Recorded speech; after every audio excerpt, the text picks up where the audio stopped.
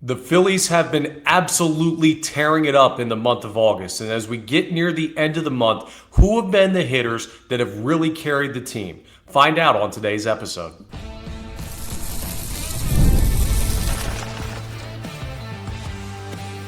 You are Locked On Phillies, your daily Philadelphia Phillies podcast. Part of the Locked On Podcast Network, your team every day.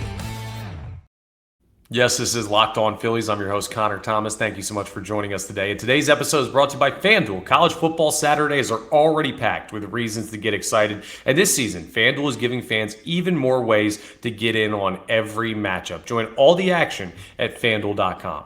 We're going to do an off-day standings check-in and a wild card race look. Normally we do that on the actual off day, but because there was a lot to react to from the final game of the series in Seattle, we're going to do that today. We're also going to look at the remaining strength of schedule. Who are the teams that have the easiest path to the postseason in the National League, and who do the Phillies need to keep an eye on? Either who's ahead of them or maybe teams behind them trying to track them down. But first, we're going to get into what I think is a really fun conversation about the guys who have absolutely killed it in the month of August. And there's a couple of them for the Phillies. I mean, you don't do what the Phillies have done offensively this month without hitters that are really crushing the baseball. So with that in mind, we're going to start off with everybody's favorite Philly. All year long, he's been a fan favorite. Honestly, there hasn't really been a bad word to say about this guy since the season started. And that, of course, is Alec Bohm.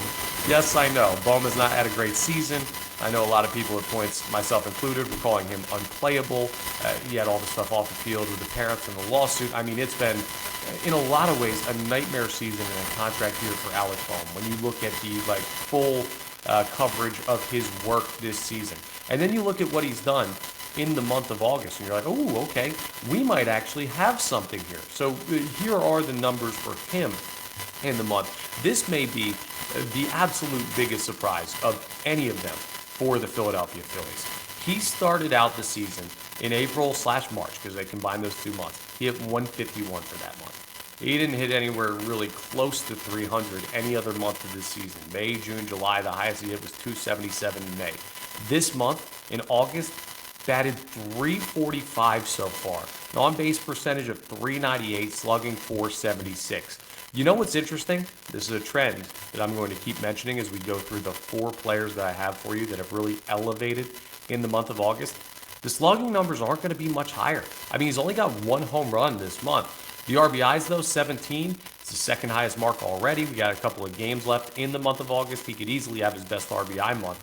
The biggest thing is just the batting average. And the strikeouts are down. He's had his lowest strikeout total of any month in the month of August. That, to me, simply says the approach at the plate has gotten much, much better. He was the guy that initially brought up the meeting that they had, hitters-wise, talking about, hey, go to the plate with a plan, which I thought it was funny that they were saying it like it was some newfound thing in the sport of baseball. Hey, maybe don't swing at balls outside the zone and attack balls that are in the zone and lay off breaking balls if the guy can't throw them for a strike. It seems to be elementary stuff. He's probably, underselling it, and I'm probably taking it too far, but, how it sounded when he said it and how the stories have read as people have reported on that meeting where Don Mattingly and Kevin Long and the hitting staff and the players all talked with each other is that they just discovered to have an approach at the plate. Well, Alec Bohm's numbers bear that out. He's been so much better. And for a guy that hit 226 in the month of July, nobody saw him hitting in the mid-300s this month. So credit to Alec Bohm. He's been awesome in the month of August. Now this dude, it's been a little bit of a longer stretch for him, the next guy that we're going to talk about. 287 in June, 287 in July, and now he's hit 313 in the month of August, and that's Bryson Stott, who's figured it out big time at the plate. And he was a guy that, when he first came up, everybody looked at him and said, oh, this guy could be a future leadoff hitter, could be a batting champion in the National League if we really project out. His bat-to-ball skills seem to be elite. His approach at the plate we really like. And then it's just never materialized. He never consistently put that together. Well, you've gotten 3 great months out of Bryson Stott. And the best part is, he's been doing it against lefties too. He's no longer handedness dependent at the plate, which is not something that I really thought he'd ever get to. Again, when we look at the other numbers of the on-base percentage, 444, that's also his highest mark on the season. But the slug at 413 is actually his second lowest for a month. He's only got 1 home run this month. I mean, he hasn't been doing anything crazy as far as the extra base hits have been concerned. He's just been putting the ball in play, and good things have been happening, man. 313 isn't as big of a jump as what you saw from Bohm average-wise.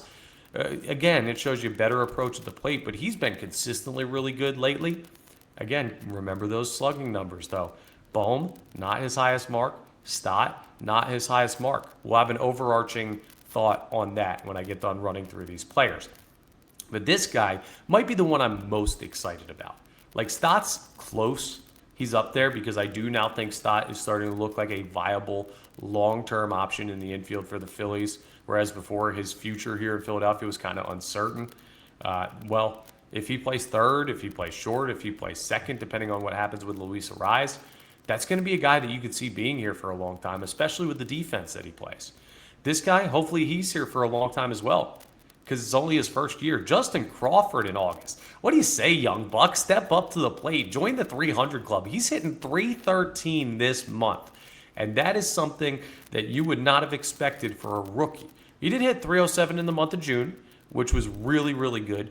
But for a guy that hit over 300 at basically every level he was at in the Phillies minor league system, and pretty much every year as a pro once he got everything going, there were people who questioned when he hit 195 in May or 259 in July, hey, will this kid ever truly figure it out? There are hot stretches, there are cold stretches. When you look at a guy like a Luis Arraez or what Bryson Stott has been the past 3 months, if you're going to look at top-level contact hitters, you expect them to be consistent. Batting average should not be like home runs, where it's just like they come in bunches. No, you want a guy to go out there and get you 1 or 2 hits pretty much every day. That would be ideal. Now, is that realistic in the modern game with where batting averages are? No, that's not how that works. But I'm just saying you can't just have you're not going to win the NL batting title by going 2 weeks hitless, 3 weeks hitless. Kyle Schwarber is probably going to win the National League home run title, and he went 3+ weeks homerless. So it's different. So I got to see more consistency. But hitting 313 over pretty much a full month here in the month of August, that should show you, especially in pressure situations where you're starting to look at the playoffs and say, hey, we need these games. We got to pick it up. Justin Crawford's answered the call. He's seen a lot of righties this month, and the Phillies have as well, which is why he's getting a lot of opportunities. So maybe he's in a rhythm, but I feel comfortable with him playing every day with those numbers he's putting up. The defense has been improved. Hasn't hit a home run this month. The slugging at 774, though, the slugging at 422, 774. Slugging would be incredible. That's OPS, where he's at 774. The 422 mark in slugging, he is the rare exception of these 4 players we're looking at where that's the highest number. But that's just because he's been hitting doubles. He's been such like a single slap guy most of the year. He started to kind of find the gaps a little bit, which has really helped his game as well. And then we'll round out with this guy who has hit 5 home runs this month, has 12 RBIs, batting .338 in the month of August. Second to only Alec Bohm on the team. .509 on base percentage, which is unbelievable. The highest mark in baseball in this month. And is slugging .600. If you haven't figured it out yet, that's number 3. That's Bryce Harper. And that is his highest mark in each of those categories of any month this season. He's been lights out in August. Now, this is less surprising than the other 3 because he's a 2-time MVP. He's a future Hall of Famer. He's the face of this franchise. I'm not saying Bryce Harper should have that month every month. That would be an unrealistic expectation. But he should have 1 or 2 of those months a season with what you expect from him. That doesn't mean you should appreciate it any less. He has been elite in the month of August, and he's starting to put together a case that his season, all told, altogether, is an elite level season. If he finishes out with a month of September that's anywhere comparable to what he's done in August, yeah, he's going to be an elite level baseball player this year. Now that slug at 600, home runs wise, he's had 3 months where he's had a higher home run total. And that rounds us out to the big takeaway of all of this. While Harper, Crawford, Bohm, and Stott have all been huge parts of the approach change for the Philadelphia Phillies, and maybe, hey, Arraez batting in the middle of 3 of those 4 guys has been a real big help to kind of level things out and make them feel more comfortable getting into deeper counts. Crawford is more credit to himself, batting down at the bottom part of the lineup. But It hasn't been by the home run. It's not like these guys are hitting 10 home runs this month. That's why they are one of the guys that I'm looking at as leading the club. They haven't been just mashing. They're not going to set any club records for homers in the month of August like they did a couple years back. I believe it was 23, where they had one of their best single homer months as a franchise or as a team in the history of the franchise. That's what's beautiful about it, because they have not been doing the typical Philadelphia Phillies, we're going to beat you with the long ball. These guys have started to learn how to beat you with the find a hole somewhere, put the ball in play, take a walk where you need to, manufacture runs. That plays so much better for October baseball. When the weather cools, the ball doesn't travel quite as much. You're seeing some better pitching. The runs are at a premium. If they play like they have, and these four guys, on top of what Schwarber's done at the plate with the power, what maybe Trey Turner can still find, could Brandon Marsh round back into form? He's been a little bit rough since the All-Star break. There's ways to look at this team and say, a couple pieces fall their way. They could be one of the best offenses in baseball. They really could. I don't think I'm over-exaggerating that. Now remember, I'm saying could. I'm not saying will. There are some teams out there where you say, hey, we will be one of the best offenses in baseball. There's no ifs, ands, or buts about it. So work to do. Consistency has been a question all year for the Phillies, but those are the guys that if you look at the Phillies record in August and say, wow, how in the world did it happen? You can thank Bohm, Stott, Crawford, and Harper. And you don't have to thank the long ball, which I think is actually a pretty neat development for this team. But strength of schedule, it's not going to be as fun to look at. We're going to go into that next with just about a month remaining of the regular season. Where do the Philadelphia Phillies sit as far as the MLB hierarchy remaining strength of schedule? And what does it say about how tough it's going to be for them to make their way into the postseason? I think they're going to be in. I think we saw enough in that 9-game win streak to know they have the firepower to get into the dance. But maybe you don't feel that way. And if you don't, could it be the quality of teams they're facing? I think there's an argument to be made there, and I'll give you that as we continue today's episode of Locked On Phillies, part of the Locked On Podcast Network, your team every day, and now the #1 sports podcast network. Let's talk about our friends over at FanDuel, because college football Saturdays are already packed with reasons to get excited. And this season, FanDuel's giving fans even more ways to get in on every matchup. Back your favorite team, build the same game parlay, bet team props, or make your picks on the biggest games of the weekend. And throughout the season, keep an eye on the FanDuel app for even more ways to get rewarded. With a full slate of college football every Saturday, there are plenty of opportunities to follow the games and find new ways to get involved. It is week 0 tomorrow. Things get rolling for the big-time conferences around football, and this is the time where you really you feel the chill in the air when you wake up and walk out of your place in the morning. You start looking around, people are wearing the jerseys, the food changes, you're starting to eat tailgate food, some of that feel-good stuff, and you know what else that means? You got to open up the FanDuel app, you got to figure out who you're taking. Week 0, maybe not the biggest slate when it comes to who you're rooting for. So why don't you throw some money down and make yourself really root for these teams? Give yourself even more interest in the start of the college football season. There's so many games happening throughout the day. It's just so many opportunities for you to find something you like on FanDuel. So visit FanDuel.com to get started. Go ahead and check them out. College football season is here, folks. We waited long enough. Don't miss the opportunity to jump on it with FanDuel. All right, let's take a look at the remaining strength of schedule for major league teams. And where do the Phillies rank in all of this? The bad news for Phillies fans, they're pretty darn high on the list. Now, high on the list in standings, which we're going to talk about in a little bit, is a good thing. High on the list in strength of schedule remaining is not a good thing. The hardest schedule in baseball remaining by a wide margin, kind of wild, by a sizable gap, is the Cincinnati Reds. So you can kiss goodbye to the Cincinnati Reds. Any slim hopes they had of making the postseason, they are far and away gone. They're not going to win enough games with the schedule that they have. Second, this is good news for the Phillies. The Chicago Cubs, who are one of the teams that the Phillies are trying to track down in the postseason standings. The only two teams really above them to catch right now are Chicago and Atlanta. And Chicago has the second hardest strength of schedule remaining, so maybe they'll run into a cold stretch here. Drop a couple of games.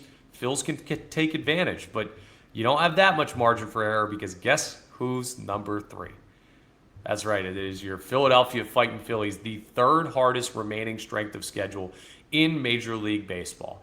That does not bode well for the Fightins. Not that I'm saying it's going to make them miss the playoffs or that they're going to lose 10 straight and this is going to be a collapse or anything.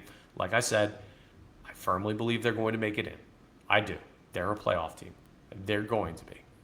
I heard something from ESPN. It was Bradford Doolittle was talking about the current NL wildcard race and said that the Phillies and the Cubs are kind of in their own tier. Like, doesn't see either of those teams on the outside looking in. They're kind of in their own little race to try and figure out who's going to get home field advantage in a wild card series.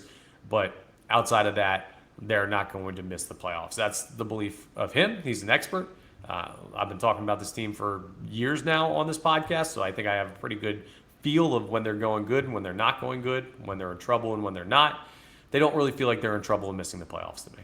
So hopefully that works. But if you're looking to make up ground on the Cubs or the Braves, well, you have the third hardest strength of schedule. So it's no cakewalk, right? We're not popping champagne yet. You got work to do, Phillies. And that also means that what they do from now until when we get to October is going to be hugely important for determining what their success rate will be in October. Like, they have not done well against teams over 500. They still have a losing record against teams over 500 this year. Now, does that include time with Rob Thompson before he got fired? Yes, it does. But does that make me sleep any easier at night when I think about them playing over 500 teams in the postseason? No, it doesn't. I need to see them prove it. Well, they're going to get a chance because they got a tough rest of the schedule remaining. So we'll be watching that closely. We're just going through the National League teams here. So more good news here at 4. It's the Marlins, who are still kind of in the mix for a wild card spot. Seems like the toughness of their schedule is going to keep them out. The Giants think they have the 5th hardest. The Rockies think they have the 6th hardest. Milwaukee has the 8th. So maybe there's a chance that they drop a little bit and there's some kind of race between them and the Dodgers. Who knows? Actually, it'd probably be better for the Phillies that the Brewers have a good end to the year because one of their last series is between the Phillies and the Brewers. And that's one that you'd hope doesn't matter to Milwaukee. So if you need to bank a couple of wins to cement your spot, they're not playing anybody. Then at 10, it's Atlanta. It doesn't seem to be enough of a runway for the Phillies to make up the 5-game deficit that they currently find themselves at. We'll talk about that when we get to the standings, but Atlanta's at 10. Mets, Nationals at 12 and 13. Neither of those teams really factor into the postseason picture. San Diego at 16. That's a team to have your eye on because they're the team right behind you in the standings. And at 16th strength of schedule, that means they have a pretty easy path to making up ground on you. That's not ideal. So if there's a team I'd be worried about chasing down the Phillies, it's the Padres. It's not even close. But as we continue to go down the list, the Pittsburgh Pirates are at 22. There's talk about them maybe getting in the mix for a wild card spot. Some experts I've heard on ESPN or MLB Network have said, hey, don't sleep on Pittsburgh. They could really make a run at one of these playoff spots, a la what the Reds did last year, catching the Mets down near the end of the regular season. Arizona has the 23rd hardest schedule. And Arizona's a sneaky team, right? The Phillies are about to see them when they get done their series in LA. They're then going to head out to Arizona, to Phoenix, and take on the Diamondbacks, a place where the Phillies don't normally play well, where they've had trouble in the past, both in the regular season and in the postseason. And if that team catches a groove, that Diamondbacks team, they could make up ground on you quickly. They have a very advantageous September. You have 3 head-to-head games. That series that we're going to talk about on Monday is gigantic for the Phillies to find a way. You got to win that series. Like, you have to. No ifs, ands, or buts about it to make yourself have some ground between you and them. St. Louis is at 24. I think that team's leaking oil. Schedule might help them stay alive, but I don't think they're going to find their way in. And ain't this just something? You might have noticed the team, if you're keeping track of the teams that I've mentioned so far. The last National League team, the 28th hardest, so the 3rd easiest remaining strength of schedule in Major League Baseball for the month of September, is the damn LA Dodgers. Because of course it is. I mean, why would they have a hard end to their schedule? Here's the spin zone of why this could be a good thing for the other National League playoff teams. They just finished up a series where they got swept by the Braves. Kind of a double-edged sword because, like, on one hand, Dodgers. On the other hand, Braves. Like, you got to worry about your division. You might match up with that Braves team. They're rolling right now. They are a very good baseball team. But we know the Dodgers, back-to-back World Series champions, super team, Monstars, breaking baseball, all of this stuff. Maybe there's a chance that with one of the easiest schedules remaining in baseball, you say, could they kind of get into a lull? Could they not play not enough good competition down the stretch to where they don't get tuned up for the postseason like some teams at the top with a harder strength of schedule? This is all theoretical, of course, but there is a world to say if you're not playing like these high pressure series against good teams, then all of a sudden you get into the postseason, you're like, oh crap, we forgot how good these other teams were. Maybe you get caught off guard. It's like if you see somebody throwing 70 2 or 3 games in a row, and then somebody comes out there chucking 85, 90. Sure, it's not 100, but it looks like 100 because of what you've seen. If the Dodgers do not play high-level competition, and they don't really the rest of the way, could that kind of take them out of the focus on playing against better teams? I know you can only play your schedule, so it's not like they're being lazy or anything. I don't want it to sound like I'm saying that they're taking the easy path. But the fact that they have one, could they lose their edge a little bit? I wonder. It'll be something to watch. But, I mean, we already knew they were going to be in the postseason. Of course, they have the easiest schedule of any National League team remaining. That's just how it goes for LA these days. Everything seems to fall their way. But I'm not bitter, I promise. I'm not bitter. They're not breaking baseball. Yes, they are. Anyway, we'll check in, because that's the strength of remaining schedule. Where do teams stand today? Coming up, we're going to get into a conversation about the off-day standings check-in that we should have done yesterday on the off day, but we're going to fit in today because there was a lot of news. And the wild card race in the National League. There is a nice number for the Phillies that should make you feel much better than where we've been at any point in the season prior when we've done these check-ins. I'll tell you what that number is and why it matters as we continue today's episode of Locked On Phillies. First, let's talk about our friends over at Amazon, though. A big thank you to our friends at Amazon for this limited break. This back-to-school season, spend less on your kids with Amazon. We all know how crazy the back-to-school shopping experience can be. You start out with just a couple of things, right? A few items on the list, and then suddenly you're buying all this other random stuff. You got supplies and clothes and lunch gear and tech and about 10 other things that you didn't see coming. It all adds up fast. You're out of money. You're living on the street. You can't even drive your kid to school because you sold the car to buy them their school supplies. Okay, so maybe that's a little dramatic, but it can get expensive. It really can. I mean, think about the last minute panic too. It's 9 p.m. It's the day before school starts or the day before something starts and they've got a project and your kid just tells you about it. And you're like, what in the world am I supposed to do? You lose your mind. You try and find a store that's open. I think everybody's had that fight, either with their parents or with their children. Well, the best part is Prime's Deliver Tomorrow Before 7 a.m. feature.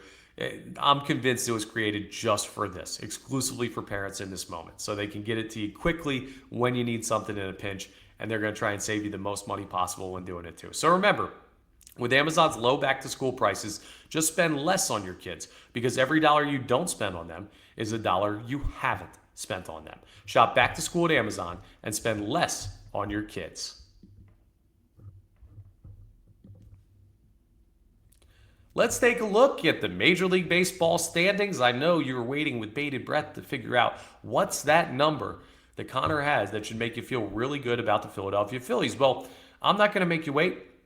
The run differential is the biggest difference for where the Phillies are at now. We've seen at points where they've had the 7th best record in baseball. That's where they sit right now at 74-60, 14 games over 500, 9 games off the Brewers, who have the best record in baseball. It's a relatively sizable gap, but nothing crazy. But they're plus 23 in the run differential column. For so long, they were like a top 10 record team with a negative run differential. For a lot of this season, they were the best record team with a negative run differential. And it's just like, okay, that says a couple of things. One, you're probably pitching the heck out of the baseball. But two, probably means you're not hitting it very much. And that means your margin for error of winning the way you're winning is very slim. Who knew that a new approach at the plate would also lead to a turnaround in run differential? When they're winning by more. When they're losing by less. The 9-2 loss in Seattle notwithstanding. But that's really good to see. And they're 8-2 in the last 10. It's tied for the best mark in second best mark in baseball. The Royals are 9 out of their last 10 somehow, even though they're 15 games below 500. What a weird team Kansas City has been this year. But anyway, Phils are in a really good spot there overall compared to where they've been. There are still plenty of teams that are in the plus 100 run differential range, but I can't complain. Beggars can't be choosers. The Phils have the 5th best record in the National League. They're only 2 back on the Cubs. They're 5 back, as we mentioned, on the Braves. They're 6 back on the Dodgers. And they're a full 9 back on the Milwaukee Brewers. So pretty much what you're seeing with the overall standings and stuff like that is the National League is still the significantly better side of the bracket when we get to the postseason than what you're looking at with the American League.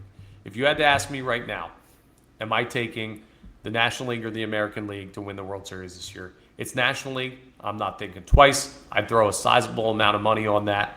I might have to check and see with FanDuel if there is a bet I can make on the World Series champion, if I can pick league or not. I'm sure they have it. They've got like everything on there. But the National League stuff, we knew this. The teams that are going to make it in, I'll make the prediction right now. Brewers are in, Dodgers are in, Braves are in. They're not going to miss. Cubs are in. I think the Phillies are going to make it. And then there's one more spot after that to round out the 6 playoff teams in the National League. And I believe that the final team in the postseason is going to be those San Diego Padres, who are currently in that spot. They've found something. The only reason they're kind of on the fringe is because they had like a month where they couldn't hit with runners in scoring position. I think the overall quality of that roster easily dwarfs the Diamondbacks, the Marlins, the Cardinals, and the Pirates, who are the next 4 teams on the way out. I just don't see any of those teams better than the Padres, and over the course of another full month, I don't think they'll make up that ground. Now, it's not a huge area. Like, Arizona's a game and a half back on the Padres. Can they make up that? For sure, they could. Like, mathematically, there's no way you can look at that team as not capable of doing that. I just think when you look at quality of roster, the strength of schedule that we went through, those will be the teams. So if the season ended today, it would be the Chicago Cubs hosting the Philadelphia Phillies in a 3-game wildcard set at Wrigley. That is something.